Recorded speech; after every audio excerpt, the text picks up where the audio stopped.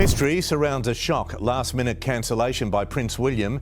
The palace only revealing the royal no-show was due to a personal matter. The whispers began quietly inside palace corridors. The kind of whispers that never appear in official statements but somehow travel faster than any press release. And this time the rumor was explosive enough to make even seasoned royal watchers pause mid-sentence. Royal sources were suddenly insisting that Prince William had quietly stepped in to secure Lady Louise Windsor's future, and the moment that claim started circulating, people inside the royal ecosystem began watching one person's reaction more closely than anyone else's: Camilla. Because if the rumors were true, this wasn't just a polite family decision about inheritance or property. No. According to the insiders who thrive on the tiniest shifts of royal power, this looked more like a subtle but unmistakable move by the future king himself. A quiet declaration about loyalty, trust, and who exactly will matter when the next chapter of the monarchy begins. And the more people looked at the timeline, the more the situation started to feel deliberate. Because Lady Louise Windsor has never been the type of royal who demands attention. In fact, her entire public identity has almost been built on doing the opposite. Born in 2003 to Prince Edward and Sophie, Duchess of Edinburgh, Louise grew up far from the intense spotlight that surrounded other royal cousins. No constant paparazzi chases, no dramatic interviews, no royal scandals. Instead, what people saw was a quiet, steady young woman who showed up for family moments without theatrics and without the carefully constructed public image strategies that have become almost routine within the monarchy. But here's the detail that royal insiders never stop repeating when discussing Louise. Queen Elizabeth always noticed loyalty. And loyalty, inside the royal family, is a currency far more valuable than public fame. The Queen watched generations of relatives move through the palace system. Some chased headlines. Some struggled with the pressure. Some walked away entirely. But every once in a while, someone stood quietly in the background doing exactly what the institution asked of them, without complaint, without ego, and without trying to turn every appearance into a media moment. Louise, according to those who observed Elizabeth closely in her final years, was one of those people. Which is why the story that began circulating recently caught everyone's attention so quickly. Because when palace watchers started hearing that William had quietly moved to secure Louise's future, the implication wasn't simply about money or property. It suggested something much bigger: that William had personally decided that certain members of the royal family deserved protection as the monarchy reshapes itself for a new era. And the timing of this supposed move has raised even more questions, because the royal family is currently navigating one of the most delicate transitional periods in modern history. King Charles continues carrying the weight of the crown while managing his health, and Prince William has increasingly stepped forward into a role that looks less like heir preparing for the future and more like leader already shaping the monarchy's direction. Every decision he makes now is being studied not just as a family matter, but as a preview of what his reign might eventually look like. So when whispers started suggesting that William had quietly stepped in to secure Lady Louise's position within the royal landscape, observers immediately began asking the same question: why her? The answer, according to royal insiders, might lie in the quiet pattern Louise has built over the years. Because one moment from recent royal history still stands out vividly to those who follow the family closely: the moment she honored her grandfather, Prince Philip. Philip, famously private and famously demanding, had developed a rare closeness with his granddaughter. He taught her carriage driving, a hobby he adored in the later years of his life. And when Philip passed away in 2021, the image of Louise calmly driving his carriage during a tribute event became one of the most quietly powerful royal moments in years. No dramatic speeches, no attempt to steal the spotlight, just a granddaughter honoring the man who taught her something meaningful. And that moment, many believe, did not go unnoticed, because Queen Elizabeth was watching. Elizabeth had spent decades balancing public duty with deeply personal judgments about character. She understood which members of the family treated royal life as a responsibility and which treated it as a performance. By the time she reached her final years at Balmoral, she had seen enough to know exactly who she trusted to carry the quiet traditions of the monarchy forward. Which brings the story back to Balmoral itself. To outsiders, Balmoral might look like just another royal estate, a beautiful Scottish castle surrounded by vast landscapes and historic charm. But to the Windsor family, Balmoral has always been something more intimate than Buckingham Palace or Windsor Castle. Those places represent the institution. Balmoral represents the family. Queen Victoria and Prince Albert purchased the estate privately in 1852, and since then it has remained one of the few royal properties tied directly to personal ownership rather than the official crown estate. That distinction matters more than most people realize, because it means Balmoral has always carried the weight of personal decisions and personal legacy. And when Elizabeth passed away there in 2022, the estate became even more symbolic. It was the last place she called home. So any discussion about property, cottages, or inheritance tied to Balmoral instantly carries emotional and political significance within the royal family. family, which is why the rumor that William had quietly ensured Lady Louise's long-term connection to Balmoral began circulating with such intensity, because that kind of move, even if done privately, signals more than generosity. It signals trust. But if there's one rule inside the royal world, it's this: every move has consequences. And when palace insiders began whispering about William's support for Louise, the attention of royal watchers shifted almost instantly to another figure whose position inside the monarchy has always been complicated: Camilla. Now officially queen, Camilla occupies a role that once seemed almost unimaginable during the most turbulent years of the royal family's past. Her journey from controversial figure to crowned queen took decades of careful image rebuilding, quiet public service, and a long process of gradually gaining acceptance from a public that had once viewed her with deep skepticism. And for years, Camilla navigated that transformation with remarkable patience. But the structure of the monarchy is changing again. King Charles may be the reigning monarch, but everyone knows the future belongs to William. And when people inside palace circles began suggesting that William had taken deliberate steps to secure Lady Louise's place within the royal family's future framework, it inevitably triggered speculation about how other senior figures might interpret that move. Because the monarchy is not just about titles, it is about influence. And influence shifts quietly long before the public notices. Royal watchers began pointing out subtle details: Camilla increasing her public appearances, Camilla emphasizing her charitable work and visibility, Camilla reminding audiences, without directly saying it, that she remains a central figure within the monarchy. Was this coincidence? Perhaps. But in the world of royal observation, coincidences rarely stay unexamined. Because when one member of the family begins strengthening alliances and quietly protecting certain relatives, others inevitably start recalculating their own positions within the royal hierarchy. And that is exactly why this story has captured so much attention. Because it isn't really about a cottage, or a fortune, or even Lady Louise herself. It's about the future structure of the monarchy. It's about who Prince William chooses to stand beside as he prepares for the crown. And most intriguingly of all, it's about how those choices are quietly revealing which relationships inside the royal family may be stronger or more fragile than the public has ever been allowed to see. But if the whispers are accurate, the most interesting part of this story isn't the move William reportedly made. It's what happened next. Because the moment Camilla reportedly realized what William had quietly secured for Lady Louise, palace insiders say her reaction began raising more eyebrows than the decision itself. And that is where the story takes a far more complicated turn. Because the moment palace whispers began connecting Prince William to a quiet effort to secure Lady Louise's future, something inside royal circles shifted. It wasn't loud. It wasn't dramatic in the way tabloid headlines love to describe palace conflicts. Instead, it was the kind of subtle change only longtime royal observers tend to notice. A shift in tone, a change in visibility, a pattern of appearances that suddenly felt less like coincidence and more like careful positioning. And right at the center of those observations was Camilla. Now, to understand why people began watching her reaction so closely, you have to remember the unusual position Camilla occupies inside the royal structure. Legally, constitutionally, and officially, she is queen, the wife of the reigning monarch, a woman who, after decades of public controversy, ultimately achieved a level of recognition that once seemed almost impossible during the most turbulent years of the Diana era. That journey alone required extraordinary patience and strategic restraint. But inside the palace ecosystem, titles do not always translate into long-term influence. Because the monarchy moves in phases. Charles's reign is the present. William's reign is the future. And everyone inside the royal orbit understands that reality perfectly well, which is why the rumors about William quietly securing Lady Louise's future suddenly felt like something bigger than a family favor. To insiders, it looked like the future king was already deciding which members of the royal family he trusts to stand beside him when the next era begins. That kind of quiet decision carries enormous symbolic weight inside an institution built almost entirely on hierarchy, loyalty, and long memory. Lady Louise, of course, has never behaved like someone chasing a royal spotlight. Even now, while studying at the University of St. Andrews, the same university where William met Catherine, she remains largely outside the daily royal media machine. No carefully curated interviews, no public attempts to build a celebrity image, no royal drama attached to her name. Instead, she appears occasionally at family events, attends memorials, and quietly continues the hobbies her grandfather Philip once taught her. And that kind of consistency matters more inside the monarchy than most outsiders realize. Because one of Queen Elizabeth's greatest concerns in her final decades was stability. The institution had survived scandals, divorces, public criticism, and dramatic shifts in public perception. But Elizabeth understood something fundamental. The monarchy survives not through spectacle, but through reliability. The royals who endure are usually the ones who simply show up, do the work, and avoid becoming distractions. Louise has done exactly that, which is why some royal commentators believe William's quiet support, if the rumors are true, may reflect something he learned by watching his grandmother. Reward loyalty. Protect the people who protect the institution. The truth is, this story isn't really about money or property or even Balmoral itself. It's about the subtle architecture of royal power. The monarchy that Queen Elizabeth built over 70 years was based on an intricate balance of personalities and responsibilities. But the monarchy William will eventually inherit will look very different. Smaller, more focused, built around a tighter circle of trusted figures. And every quiet decision he makes now is shaping that future long before the crown officially passes to him. So when royal sources say William quietly secured Lady Louise's future, they may not simply be talking about an estate or an inheritance. They may be describing the first visible outlines of William's future royal court. A court built around loyalty rather than rank, reliability rather than drama, and trust earned over years rather than titles inherited by tradition. As for Camilla, her reaction, subtle though it may be, reminds everyone watching that royal history is never simple. Every generation reshapes the institution in ways that become obvious only years later. Right now, the public sees a quiet story about Lady Louise and Balmoral, but insiders believe something much more interesting may be happening beneath the surface, the quiet formation of the next monarchy. And if that interpretation proves true, the real significance of this moment won't be measured by headlines today, but by the roles each royal ultimately holds when Prince William finally takes the throne.